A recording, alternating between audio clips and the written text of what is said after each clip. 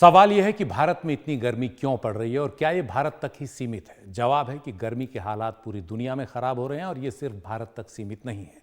इस पर आगे करेंगे विस्तार से बात। पहले भारत में क्या वजह है ये जान लेते हैं।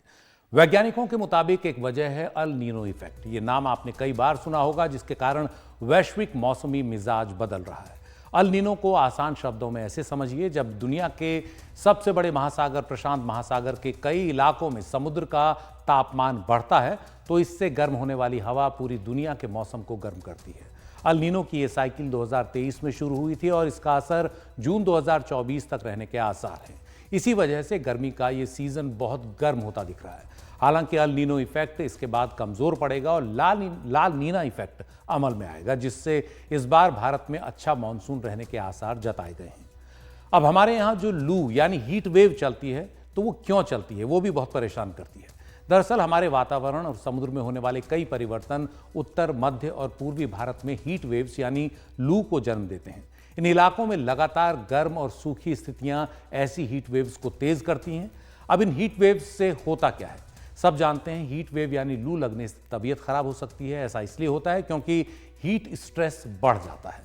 हीट स्ट्रेस का मतलब है बढ़े हुए तापमान या फिर उसमें उमस भी मिल जाए तो उसका शरीर पर पड़ने वाला दबाव या असर।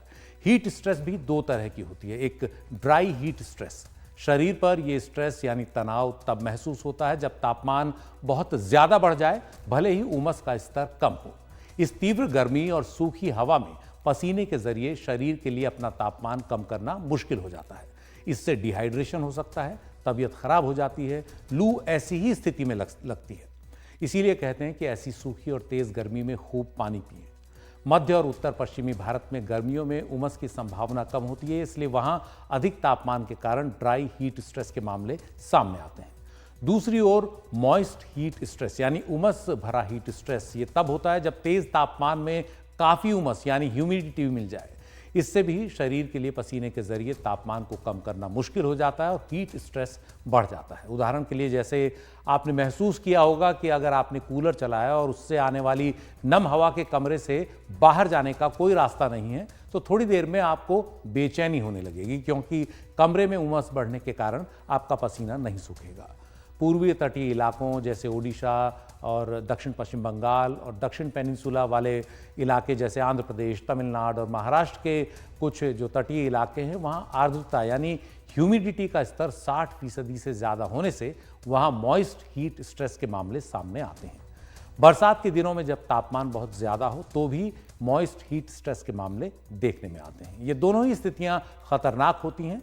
भारतीय मौसम विभाग के हाल के एक विश्लेषण से ये बात सामने आई है कि भारत में बीते 40 साल में यानी 1980 से 2020 के बीच बढ़ते तापमान के साथ उमस की वजह से हीट स्ट्रेस में 30% की बढ़ोतरी हुई है।